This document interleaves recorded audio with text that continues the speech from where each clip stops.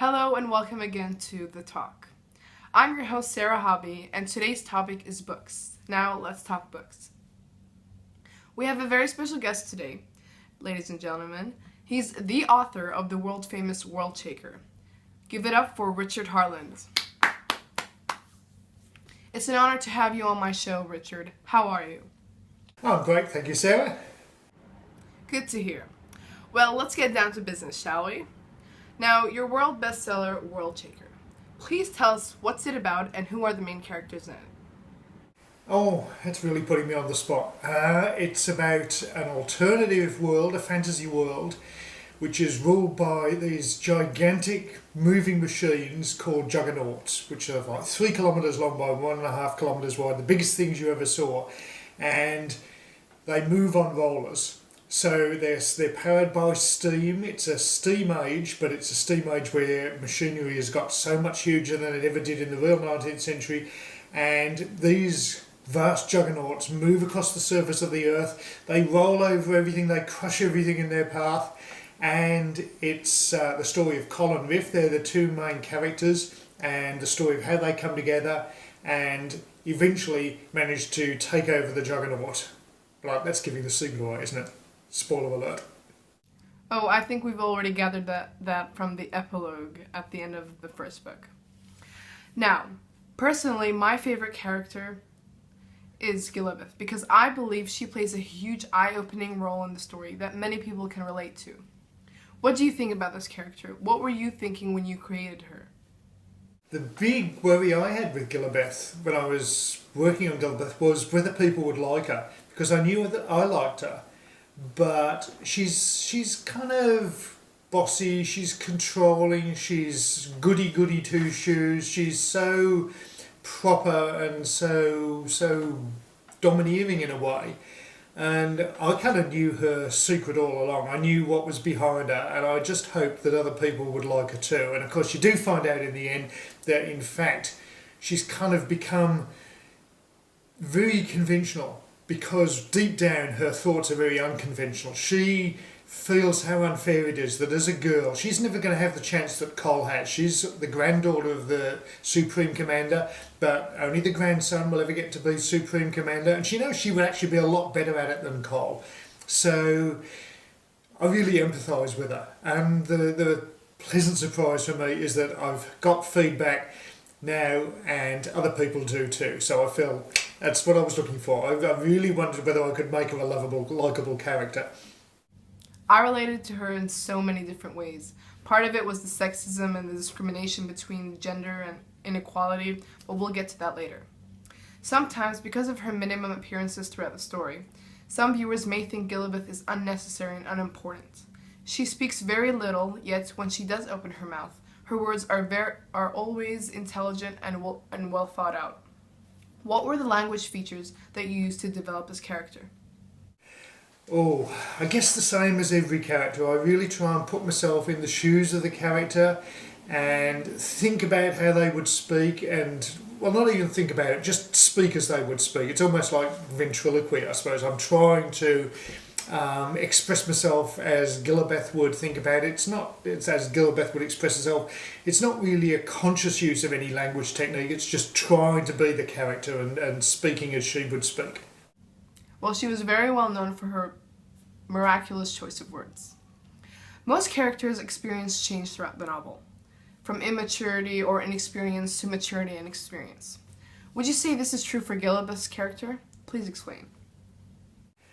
It is, but really what happens with Gila Beth is that you find out what was there all along.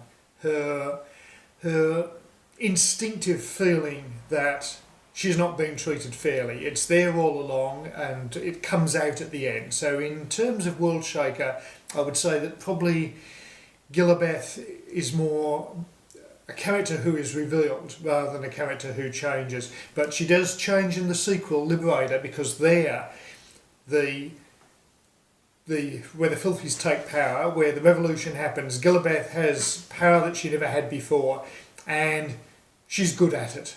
She's basically a great organiser, a very capable person, and she really comes into her own.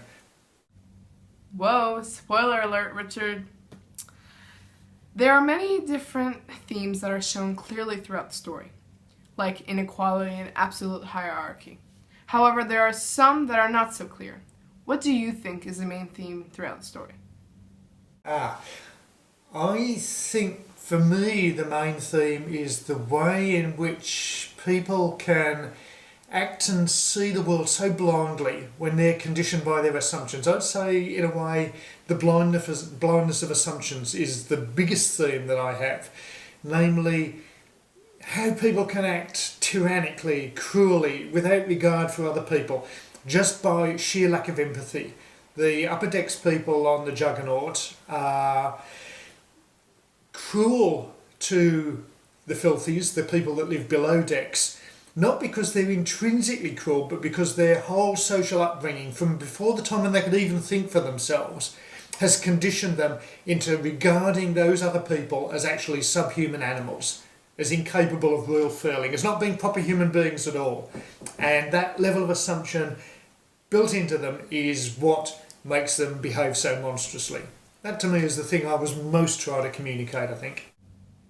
Well, I can clearly say from viewers that I know that the monstrosity of these upper decks people have clearly shown through the book. Why do you think this theme is so valid? And why did you include it in the story?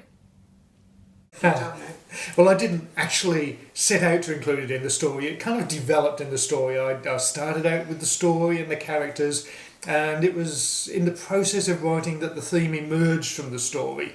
It got stronger and stronger. The more I wrote, I realised it was there. I didn't feel that I was forcing the characters or changing the story to make it happen. It was just embedded in there all along. And I think it's important because the obvious facet that it takes in Worldshaker is how one class of people can look down on another class of people. But it also applies to every form of racism. It applies to sexism. It applies to colonialism and imperialism. It applies to all those forms of ism. So it's really much wider than just one class looking down on another. It's all the cases where one group of human beings can regard another group of human beings as not truly human. So it's safe to say that the theme of absolute hierarchy and inequality and the monstrosity of the upper decks people just flowed through and developed throughout the story and not really intended from the start. Well, we have finally come to our last question. Mr. Harland, what compelled you to become a writer? Why did you choose this career over becoming a doctor or so on? I don't know that I was ever going to be anything other than a writer. For me, the difficulty was turning into a writer. I wanted to be a writer ever since I was 11 years old, and I had the imagination. I wanted to tell stories, and my difficulty was that I had writer's block for 25 years. I couldn't finish a single story for 25 years. So in all that time, I kept on wanting to be a writer, and I couldn't actually turn into one. So it was kind of like my very, very earliest dream came true in the end. You are setting quite an example for these teenage viewers, Richard. Have you got any last final pointers for our teenage viewers? Oh, pointers. Well, if they want to be writers, I guess my first and biggest pointer would be never give up. Never give up. Just keep on trying, because you probably won't have the trouble that I did, which is that I could never finish any novel that I started writing, but you will have to cope with publishers not wanting to publish what you want to do, with rejections.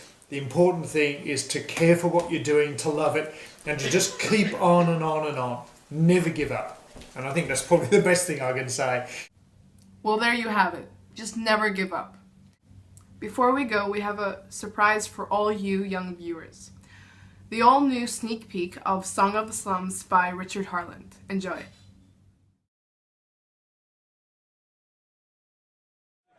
It's having a devilish effect on the young ladies. I do hear the show was most terribly popular in London. My dear, I hear they play guitars, whatever they are. But what does it mean, steampunk music?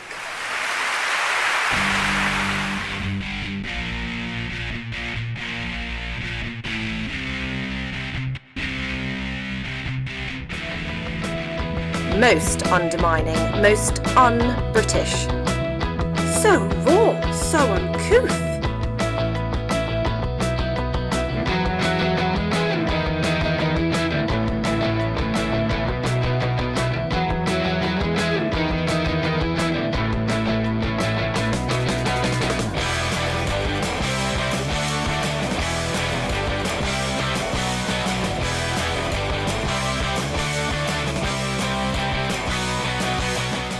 Song of the Slums tells the story of a band that starts out in the slums and creates an irresistible music to take the world by storm. Asta is the band's drummer and Veril is their singer and dancer. Who knows what amazing chemistry those two can cook up together.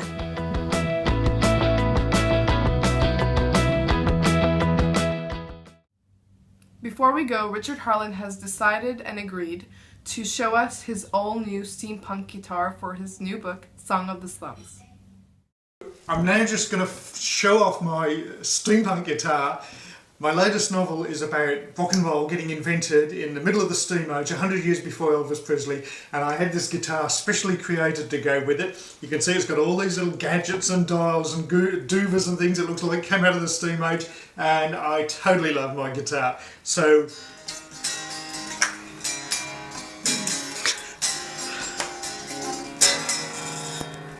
I guess that's all the time we have, ladies and gentlemen. I hope this new installment of The Talk made you love us just a bit more. We'll see you next time. Goodbye.